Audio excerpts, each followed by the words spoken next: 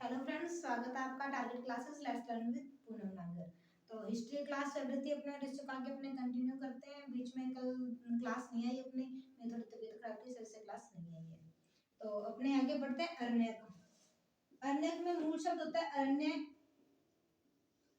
इसका मतलब होता है जंगल, यानी कि अरण्यक। इसके अंदर होता है गुप्त मंत्र, गुप्त रूप से पढ़े जाने वाले मंत्र होते हैं, गुप्त मंत्र होते हैं। अरण्यक जो है इनकी टोटल संख्या 7 है। अरण्यक की कुल संख्या कितनी है? अरण्यक की कुल संख्या 7 है। इन सातों के नाम देख लेते हैं अपने। ऐत्रेय, साथ साथ लिख लेना इसको। तैत्रेय, मैत्रायनी, छंदोग्य,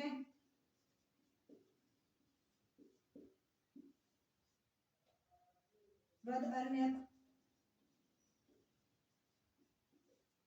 और सांख्यायन।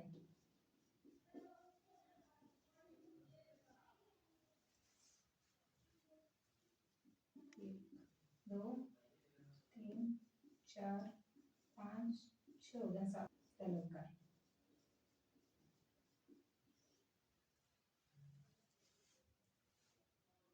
इसी में जो तैत्रेय जो ब्राह्मण ग्रंथ है अपना, इसी के अंदर यज्ञोपवीत संस्कार, यज्ञोपवीत संस्कार की जानकारी मिलती है। सर्वप्रथम यज्ञोपवीत संस्कार की जानकारी अपने को कहाँ से मिली थी? तो तैत्रेय ब्राह्मण से मिली थी। और इसी के अंदर अपने को श्रमण की भी जानकारी मिलती है।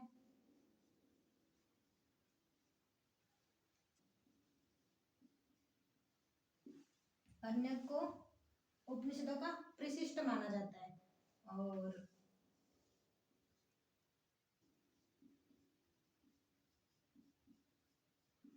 अन्य के कालांतर ही उपनिषदों का विकास हुआ है।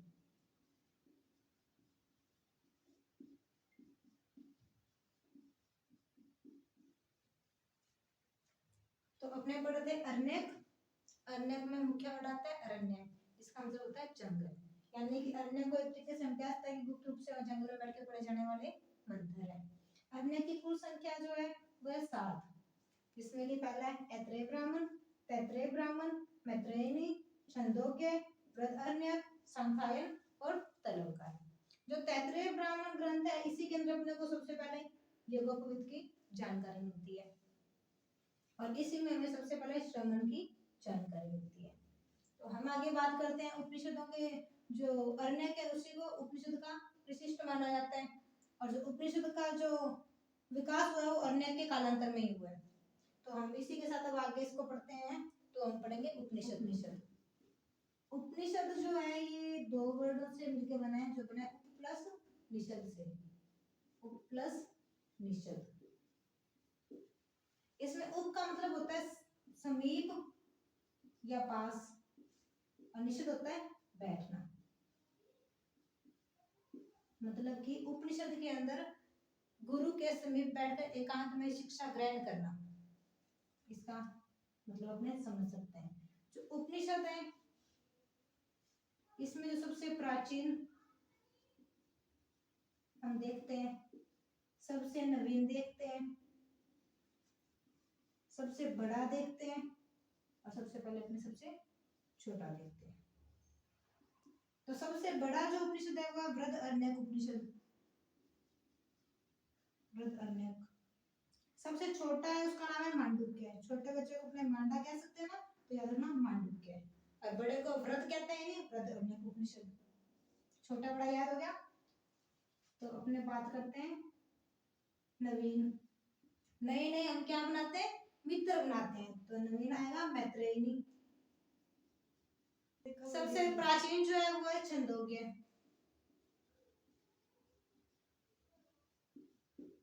सबसे प्राचीन जो है छंदोग्य। मुक्तिकोपनिषद है।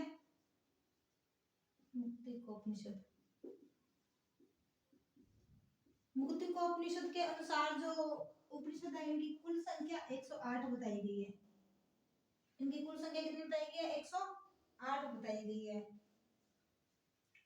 इसी में से जो 12 उपनिषद हैं, उन 12 उपनिषद पर शंकराचार्य जी ने टीका लिखी है। और इन 108 में से 12 उपनिषद को 10 पे टीका लिखी और 12 को प्रमाणिक माना गया। 12 को ही प्रमाणिक माना जाता है, ये थोड़ा सा ध्यान रखना। हम पढ़ रहे थे उपनिषद, उपनिषद का मतलब होता है उप प्लस निषद। उप मतलब समीप या पास, और निषद मतलब बैठना, यानी उपनिषद के अकॉर्डिंग गुरु के समीप बैठकर एकांत में शिक्षा ग्रहण करना। उपनिषद की संख्या टोटल 108 मानी जाती है। इन 108 में से जो सबसे जो नवीन है वो है मैत्रेयी, और सबसे जो प्राचीन है वो है छंदोग्य। सबसे जो बड़ा है वो माना जाता है बृहदारण्यक उपनिषद, और सबसे जो छोटा है वो कहते हैं मांडुक्य उपनिषद। और इसी में अपने बात करते हैं तो 108 में से जो 12 जो उपनिषद है उनको प्रमाणिक माना गया है, और जो 10 उपनिषद है इन पे शंकराचार्य जी ने क्या लिखी थी? टीका लिखी है। इसी में एक उपनिषद है अपलोनिषद। इसकी जो रचना है वो अकबर के काल में मानी जाती है, यानी कि इससे अपने को पता चलता है कि उपनिषद की जो रचना है वो मध्यकाल तक हुई है। इनकी रचना मध्यकाल तक हुई है। जो बृहदारण्यक उपनिषद है इसी के अंदर एक वाक्य में मिलता है तमसोमा ज्योतिर्गमय। तमसोमा ज्योतिर्गमय, इसका मतलब क्या होता है? इसका मतलब होता है अंधेरे से प्रकाश की ओर चलो, अंधेरे से प्रकाश की ओर चलो, अंधेरे से प्रकाश की ओर चलो। इसी में जो मैत्रेयी जो अपना उपनिषद है इसी के अंदर त्रिमूर्ति का उल्लेख मिलता है हमें। और जो छंदोग्य जो अपना उपनिषद सबसे प्राचीन ग्रंथ भी माना गया ना, अपना सबसे प्राचीन उपनिषद छंदोग्य जो उपनिषद है इसी के अंदर जो धर्म के 3 स्कंद बताए गए हैं। 3 स्कंद बताए गए। वो 3 स्कंद कौन कौन से हैं? तो यज्ञ, तप, और नंबर 3 पे आता है ब्रह्मचारी। नंबर 3 पे आता है ब्रह्मचारी। जो यज्ञ है इसी के अंदर इसी के साथ में ऐड होता है अध्ययन और दान। अब हम बात करते हैं केन और प्रश्न उपनिषद की। केन और जो प्रश्न उपनिषद है ये दोनों गद्य प्लस पद्य दोनों भी लिखे हैं, ये यानी कि चंपू शैली में लिखे गए हैं। गद्य और पद्य को मिक्स रूप से चंपू शैली कहते हैं। और एक हमारा राष्ट्रीय आदर्श वाक्य है सत्यमेव जयते। सत्यमेव जयते, ये मुंडकोपनिषद से लिया गया है।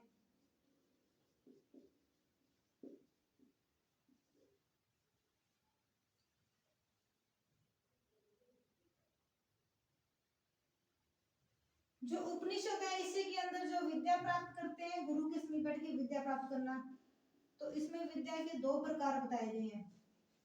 इसे कहते हैं, एक को कहते हैं पराविद्या और दूसरे कहते हैं अपराविद्या। अपराविद्या जो पराविद्या है इसके अंदर जो क्या होता है कि ब्रह्मा के बारे में जानकारी मिलती है। पराविद्या को हम ब्रह्मा विद्या भी कह सकते हैं। और जो अपराविद्या इसमें आत्मा, परमात्मा, जन्म, मृत्यु, मोक्ष आदि की विद्या प्राप्त की जाती है। अपने वापिस से देख लेते हैं उपनिषद को। उपनिषद है इसका मतलब होता है ये बना उप प्लस निषद से। उप मतलब समीप और निषद मतलब बैठना। उपनिषद की कुल जो संख्या मुक्त उपनिषद के अनुसार 108 मानी जाती है, जिसमें से 12 प्रमाणिक है और जो 10 जो उपनिषद है इस पे शंकराचार्य जी ने टीका लिखी है। उपनिषद का मतलब होता है गुरु के समीप बैठ के विद्या प्राप्त करना। जो विद्या होती है वो 2 प्रकार की होती है, पराविद्या और अपराविद्या। पराविद्या को ब्रह्मा विद्या भी कहते हैं। अपराविद्या से हम जन्म, मृत्यु, पुनर्जन्म, मोक्ष आदि की जानकारी प्राप्त करते हैं। उपनिषद में जो सबसे प्राचीन जो उपनिषद है वो छंदोग्य उपनिषद है, और इससे हमें धर्म के 3 स्कंद प्राप्त होते हैं। 3 स्कंद कौन से हैं? यज्ञ, तप, ब्रह्मचारी। और इसी में जो सबसे नवीन जो उपनिषद है वो मैत्रेयी, और इसमें हमें त्रिमूर्ति के बारे में जानकारी मिलती है। त्रिमूर्ति कौन सी है वो आप कमेंट करके जरूर बताना। आगे अपने बात करते हैं तो सबसे बड़ा सबसे बड़ा जो उपनिषद है, बड़े को कहते हैं बृहदारण्यक उपनिषद। इसे हमें तमसोमा ज्योतिर्गमय, तमसोमा ज्योतिर्गमय की जानकारी मिलती है। इसका मतलब होता है कि अंधेरे से प्रकाश की ओर बढ़ो। जो सबसे छोटा है वो है मांडुक्य, छोटे कहते हैं मांडा यानी छोटे यानी मांडुक्य उपनिषद। इसी में जो केर और प्रश्न जो उपनिषद है वो दोनों गद्य पद्य यानी कि चंपू शैली में लिखे गए हैं। सत्यमेव जो जनते हैं वो राष्ट्रीय आदर्श वाक्य है जो कि मुंडकोपनिषद से लिया गया है। इसी के आगे हम आगे बढ़ते हैं वेदांग। तो अभी देखेंगे वेदांग। आगे अपने पढ़ते हैं वेदांग को। वेदांग जो है ये वेदों के अंग माने जाते हैं। वेदों के अंग क्यों माने जाते हैं? वेदांगों की जो रचना है वो वेदों को सरल रूप से व्याख्या करने के लिए इनकी रचना हुई थी। वेदांगों को क्या मानता है? वेदों का अंग माना जाता है। शिक्षा, निरुक्त, छंद, ज्योतिष, व्याकरण और निरुक्त। वापस देख लेते हैं अपने, वापस 6 के 6 देख लेते हैं। तो छंद, निरुक्त, ज्योतिष, शिक्षा, कल्प, व्याकरण, ये टोटल हो जाते हैं 6। इन 6 में अपने बात करते हैं तो जो व्याकरण है इसको वेदों का मुख माना जाता है। व्याकरण को वेदों का मुख माना जाता है। मुख्य यानी कि इसके अंदर जो भाषा संबंधी जो नियम है, व्याकरण से भाषा संबंधी नियमों की जानकारी मिलती है। इसकी जो प्रमुख रचना है वह अष्टाध्यायी द्वारा रचित है। पाणिनि ने लिखी थी अष्टाध्यायी। व्याकरण है इसको मुख माना जाता है, भाषा संबंधी इसमें नियम मिलते हैं अपने को। इसकी प्रमुख रचना है अष्टाध्यायी जो कि पाणिनि द्वारा रचित संस्कृत का प्रथम ग्रंथ भी माना जाता है। इसी के अंदर जो है 8 अध्याय हैं और 400 सूत्रों की जानकारी मिलती है। आगे हम बात करते हैं कल्प की। जो कल्प है इसे वेदों के हाथ माना जाता है, यानी कि इसमें कर्मकांड, यज्ञ की जानकारी, उनके नियमों की रचना की जानकारी मिलती है। जो कल्प है इसकी जो रचना की थी वो की थी गौतम ऋषि ने। अब हम बात करते हैं शिक्षा। जो शिक्षा है इसको नासिका यानी कि नाक माना जाता है। क्या मानता है? नाक मानता है। यानी इसकी जो रचना की थी वो वामज्य ऋषि ने की थी। इसमें जो वेदों का शुद्ध उच्चारण हेतु इसकी रचना की गई थी। ओके, तो आगे हम बढ़ते हैं ज्योतिष को। तो ज्योतिष को वेदांगों का क्या मानता है? नेत्र यानी आंख माना जाता है। जो ज्योतिष है उसके अंदर शुभ मुहूर्त, यज्ञ, अनुष्ठान और समय की जानकारी मिलती है। और इसकी जो रचना की गई थी वो की थी लगध ऋषि ने। हम आगे बात करते हैं निरुक्त की। निरुक्त को कान समझा जाता है और इसे भाषा विज्ञान भी कहते हैं। फिर हम बात करते हैं छंद की। छंद को इसके पैर समझा जाता है। छंद के अंदर जो पद जो होते हैं उनको क्रमबद्ध रूप से लगाया जाता है, पदों का सूत्रबद्ध किया गया, पदों को सूत्रबद्ध किया गया। और इसी पर छंद सूत्र लिखा है पिंगल मुनि ने या पिंगल ऋषि ने अपने कह सकते हैं। वापस देखते हैं अपने पढ़े थे वेदांग। वेदांगों की कुल संख्या है 6। वेदांगों की कुल संख्या कितनी है? 6। व्याकरण, कल्प, शिक्षा, ज्योतिष, निरुक्त, छंद। व्याकरण को मुख माना जाता है, कल्प को हाथ माना जाता है, शिक्षा को नासिका यानी नाक माना जाता है, ज्योतिष को नेत्र यानी आंख माना जाता है, निरुक्त को कान और छंद को पैर। व्याकरण से भाषा के नियम मिलते हैं, कैसे कल्प कैसे कर्मकांड की जानकारी मिलती है। शिक्षा से हमें वेदों के शुद्ध उच्चारण की जानकारी मिलती है। शिक्षा ग्रहण करेंगे तो शुद्ध उच्चारण करेंगे। रचना वामजय ऋषि ने की थी। ज्योतिष से ध्यान रखना, ज्योतिषी से अपने शुभ मुहूर्त की जानकारी, यज्ञ करवाते हैं, अनुष्ठान करते हैं, इससे यज्ञ अनुष्ठान की जानकारी मिलती है। निरुक्त को भाषा विज्ञान कहा गया है। और जो छंद है उसको पैर यानी कि पदों का, पैर को पद भी कहते हैं, पदों को सूत्रबद्ध किया गया इसी के अंदर। और इसका जो छंद सूत्र है इसकी रचना की थी पिंगल मुनि ने। तो उपनिषद के बाद अपने पढ़ते हैं महाकाव्य। जो महाकाव्य है वो 2 है, एक है रामायण और दूसरा है महाभारत। दूसरा क्या है? महाभारत। जो महाभारत है उसका प्राचीन नाम जय संहिता था।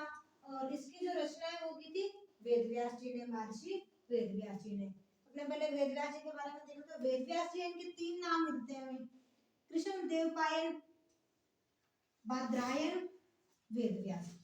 वेदव्यास जी ने इसलिए कहा था क्योंकि उन्होंने वेदों का संकलन किया था। बादरायण जी ने इसलिए कहा था क्योंकि ये बद्रीनाथ में रहते थे। और कृष्ण देवपायन इसलिए कहते हैं कि द्वीप में पैदा हुए थे।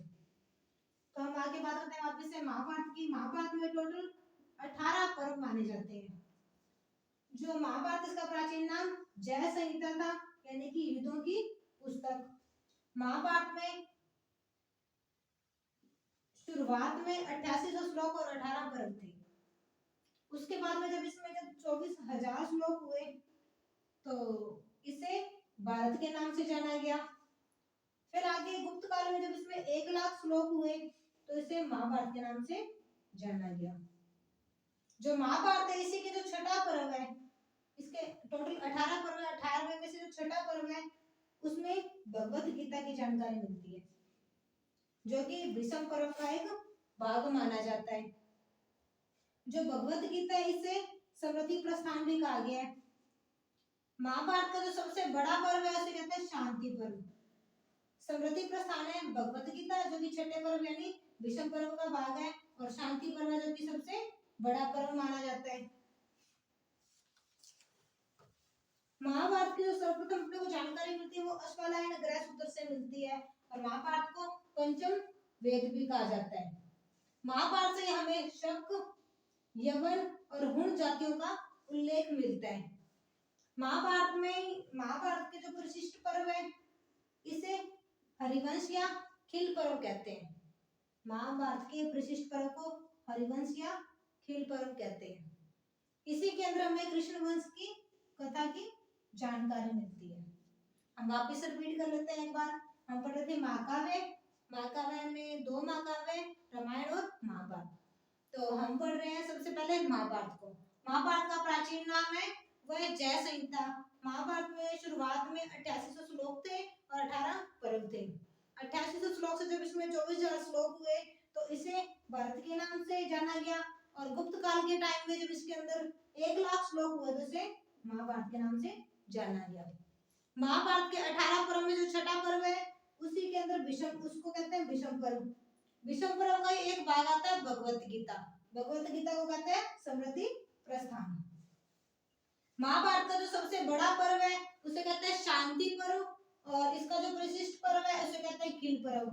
इसमें जिसे हरिवंश पर्व भी कहा जाता है, और इसमें कृष्ण वंश की कथा की जानकारी मिलती है। महाभारत के अंदर शक, यवन और हुण जातियों का उल्लेख मिलता है। महाभारत को पंचम वेद कहा गया है। इसमें कुरु राजवंश की जानकारी मिलती है, और महाभारत की रचना वेद व्यास जी ने की थी। वेद व्यास जी के हमें 3 नाम मिलते हैं, कृष्ण देव पायन यानी द्वीपों में पैदा होने वाले, भद्रायन बद्रीनाथ में रहने वाले, और वेद व्यास वेदों का संकलन करने वाले। अब इसी के आगे हम दूसरा महाकाव्य पढ़ेंगे जिसका नाम है रामायण। ये पढ़ते हैं रामायण को। रामायण जो है ये हमारा दूसरा महाकाव्य है। रामायण को भी पंचम वेद कहा जाता है। हमने महाभारत को भी पंचम वेद कहा था और रामायण को भी पंचम वेद कहा जाता है। रामायण की जो रचना है वो की थी वाल्मीकि ने। संभवतः 5वीं सदी में इसकी रचना मानी जाती है, और गुप्त काल तक यानी 400 सदी ईसा पूर्व के लगभग रामायण और महाभारत की अंतिम रचना मानी गई है। तो रामायण में टोटल 24,000 श्लोक हैं, इसलिए इसे चतुर्विंशति शास्त्रीय संहिता भी कहा जाता है। रामायण में कुल 7 कांड हैं। इनके नाम है बालकांड, अयोध्या कांड, अरण्यक कांड, किष्किंधा कांड, सुंदरकांड, लंका कांड और उत्तरकांड। इसी में अपने बात करते हैं किष्किंधा कांड की। जो किष्किंधा कांड है इसमें राम और हनुमान के मिलन की जानकारी मिलती है। जब हनुमान जी है वो राम से मिले थे तो उसके बारे में वर्णन मिलता है किष्किंधा कांड से। उसके बाद हम बात करते हैं सुंदरकांड की।